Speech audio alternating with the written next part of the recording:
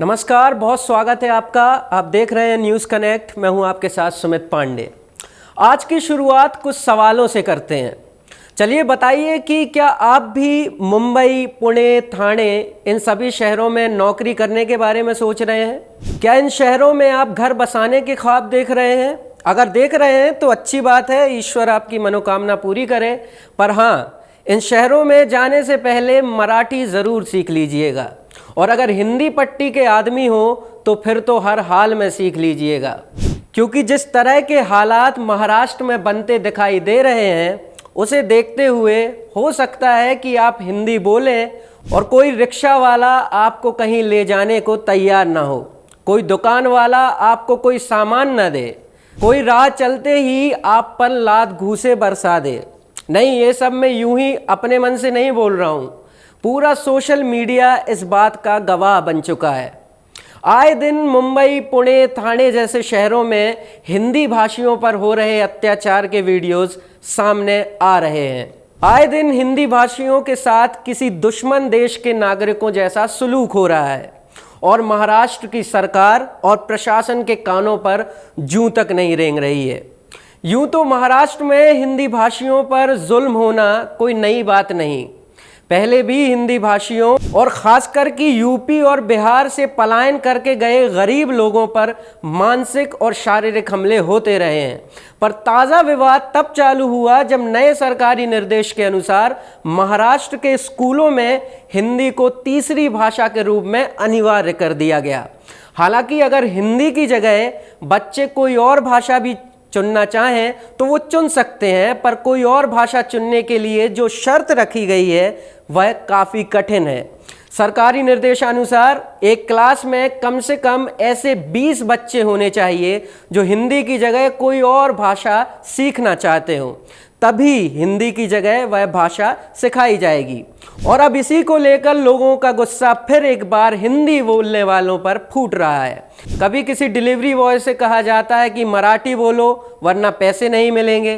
कभी किसी महिला से बीच सड़क में मराठी के नाम पर बदसलूकी की जाती है। कभी किसी गरीब ठेले वाले, रेडी वाले को मारा जाता है, धमकाया जाता है। और इसी गुस्से की आग को भड़काने का काम महाराष्ट्र के कई नेता भी अपने अपने निहित फायदों के लिए कर रहे हैं, जिसमें सबसे ऊपर नाम आता है राज ठाकरे का। राज ठाकरे यानी महाराष्ट्र नवनिर्माण सेना के सुप्रीमो।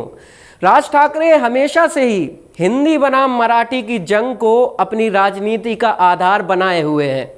पूर्व में उनकी पार्टी के कई वर्कर्स ने कई बार यूपी, बिहार, मध्य प्रदेश से पलायन करके महाराष्ट्र आए लोगों को हर तरीके से प्रताड़ित किया है। और कुछ दिनों पहले भी जब राज ठाकरे और उद्धव ठाकरे करीब 20 साल बाद एक ही मंच पर आए तो राज ठाकरे ने खुलकर हिंदी भाषियों के खिलाफ तकरीर की।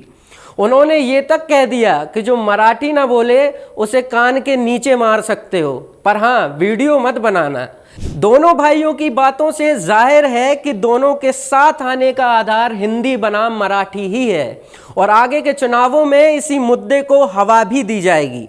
वैसे सियासी जानकारों का कहना है कि राज ठाकरे की सियासी नैया डूबने की कगार पर है, इसलिए वो फिर से लोगों के बीच भाषाई नफरत फैलाकर अपनी राजनीति चमकाने में लगे हुए हैं। राज ठाकरे, उद्धव ठाकरे समेत कई मराठी नेता खुद को बचाने के लिए तर्क देते हैं कि मराठी हमारी शान है। महाराष्ट्र में दूसरी भाषाएं अपना प्रभुत्व बढ़ा रही हैं, पर बात दूसरी भाषाओं के हवाले पर बात अक्सर हिंदी के खिलाफ ही आकर रुक जाती है। सारी वीडियोस जिसमें लोगों को भाषा के नाम पर मारा जा रहा है वो तो सारे हिंदी भाषी ही हैं। तो ये दूसरी सभी भाषाओं से मराठी को बचाने की कवायद है या सिर्फ हिंदी के खिलाफ नफरत? लोग तो ये तक कह रहे हैं कि अगर हिंदी से इतनी ही दिक्कत है तो फिर मुंबई में बेस्ड हिंदी फिल्म इंडस्ट्री को आप क्यों नहीं हटा देते? आपकी लाठी सिर्फ गरीब और शक्तिहीन लोगों पर ही अक्सर आकर क्यों रुक जाती है? सवाल कई हैं, जवाब कोई भी नहीं। पर इन सभी घटनाक्रमों से ये जाहिर है कि ये हिंदी बनाम मराठी की जंग जल्द ठंडी होने वाली नहीं है। बने रहिए हमारे साथ, देखते रहिए न्यूज़ कनेक्ट, और हाँ, चैनल को सब्सक्राइब करना मत भूलिएगा।